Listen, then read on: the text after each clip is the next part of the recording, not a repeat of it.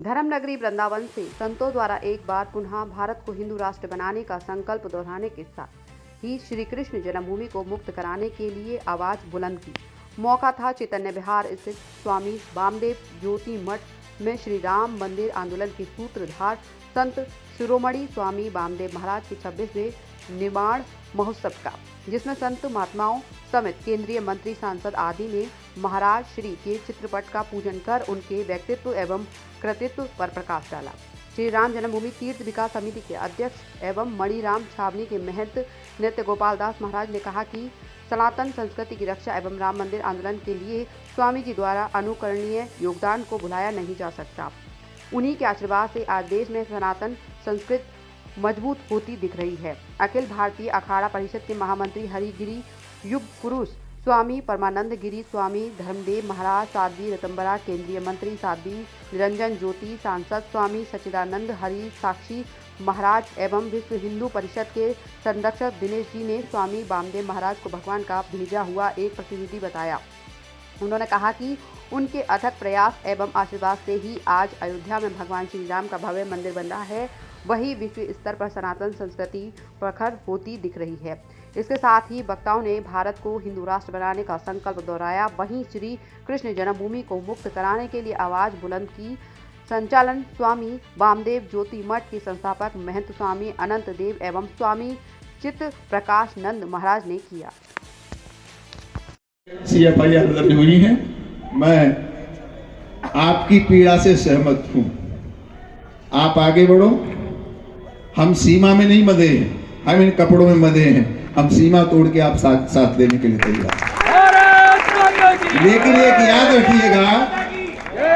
याद रखिएगा, आज जो कुछ कन्याकुमारी से लेके कश्मीर तक, अटक से लेके कटक तक, कश्मीर से धारा 317 हटना, 35 ये हटना।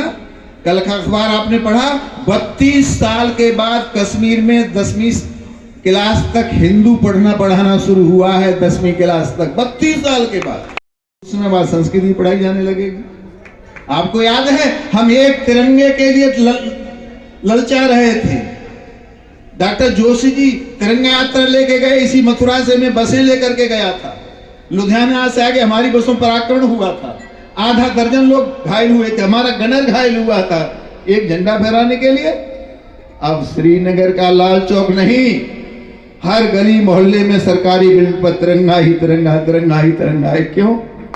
जिस तरह से स्वामी वामदेव जी महाराज जी को श्रद्धांजलि अर्पित की गई है, किस तरह का संदेश समाज में?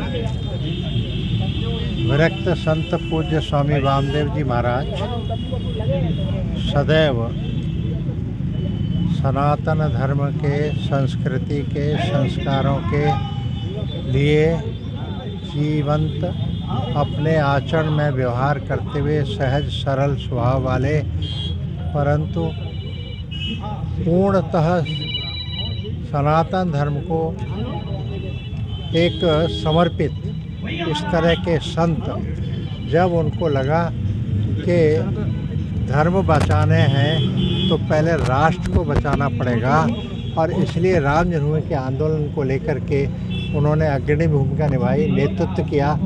और आज उसी का ही सुपरिणाम हम सब देख रहे हैं कि राम जन्मभूमि का मंदिर जो इस 2023 के दिसंबर में पहली मंजिल बनकर के रामलला अपने जन्मस्थली पर विराजित होकर के 2024 मकर संक्रांति के बाद देश विदेश के सभी राम भक्तों को अर्चन दर्शन पूजन करने का सौभाग्य प्राप्त होगा।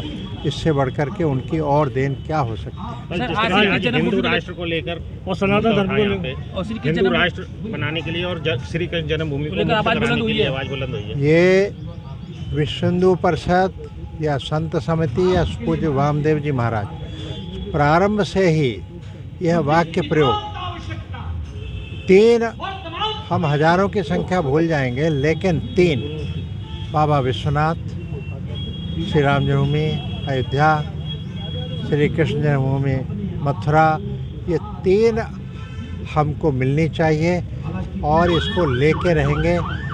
हमारा भी यह विषय समाप्त नहीं हुआ है, एक काम शुरू हुआ है लेकिन दोनों को ही पूर्णतः लेकर ही रहेंगे, इसमें कोई दो मत नहीं। पंजाब के कुछ अलगाववादी यूँ कह रहे हैं कि मतलब सिख धर्म खालिस्तान की बात है।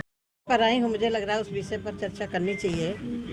ऐसे विरक्त शिरोमणि स्वामी वामदेव जी महाराज जो भिक्षा मांग करके अपना जीवन यापन करते रहे हों और वेदांत के सिवा उनके मुख से कुछ न निकला हो, लेकिन जब देश की परिस्थिति को उनको महसूस हुआ कि हमारी ज़रूरत है, उस समय अपना सिद्धांत, अपना सब कुछ वेदांत चिंतन छोड़ करके, और मुझे स्मरण हो आता है कि मर्यादा पुरुषोत्तम भगवान राम के समय हमने सुना कि गादि तनय मन चिंता व्यापी हर बिन मरह न निश्चर पापी।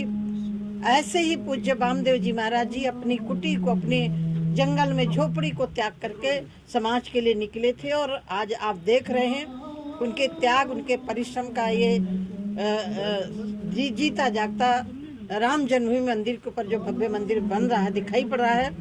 और ये भी आप देख रहे हैं कि विश्व के अंदर भारत का जिस तरह से एक डंका बज रहा है, ये इन्हीं महापुरुषों का आशीर्वाद है, जिन महापुरुषों ने अपना पूरा जीवन लगा करके समाज को जगाने में लगाया। मैं पूज्य महाराज जी के चरणों में श्रद्धांजलि अर्पित करने आई हूँ, क्योंकि मैंने भी बहुत बार पूज्य महाराज जी के वृंदावन में, हरिद्वार में, जहाँ भी हम उनको सुनते थे कि उनका संतों को एक पढ़ाने का उनका एक नियम था कि संतों को वेद वेदांत जो भी पढ़ना चाहे वो पढ़ाते थे, तो हम भी उनके दर्शन करने के लिए जाते थे और बैठ कर के सुनते थे। दीदी, आज इस मंच से श्री कृष्ण जन्मभूमि मुक्त कराने और हिंदू राष्ट्र बनाने के लिए आवाज़ बुलंद हुई है, क्या कहेंगे इस बारे में? देखिए, मैंने अपने वाक्य नहीं कहे, मैंने माननीय प्रधानमंत्री जी के ही वाक्य बोले हैं कि देश के अंदर जो भी गुलामी के प्रतीक हैं, जो हमें अपमानित करने के लिए खड़े किए गए हैं, सरकार उन पर काम कर रही है सर, और आप सबका सहयोग भी चाहिए। दीदी, एक बात, हिंदुत्व को लेकर लगातार कुटारा घाट किया जाता है, चाहे वो रामचरितमानस हो, चाहे भगवान की जब फोटो हो, उनको लेकर लगातार कुटारा घाट किया जाता है। सरकार द्वारा क्या कार्य किया? देखिए, मैं सरकार अपना काम कर रही है। मुझे लग रहा है जिसके मन में जो भावनाएं होती हैं वो भावनाएं जनता के सामने उजागर होती हैं। यह जनता को चाहिए कि उनको जवाब जनता देगी। देखिए, सरकार के बल पर इनका अंकुश नहीं, इनका अंकुश जनता लगाती है, और बहुत हद तक इनके ऊपर अंकुश लगा चुकी है जनता। मैं इतना कहना चाहती हूँ कि देश की संस्कृति के साथ, देश के महापुरुषों के साथ खिलवाड़ करने को किसी का अधिकार नहीं है, और यदि कोई खिलवाड़ करेगा तो जनता उनको जवाब देगी। ठीक।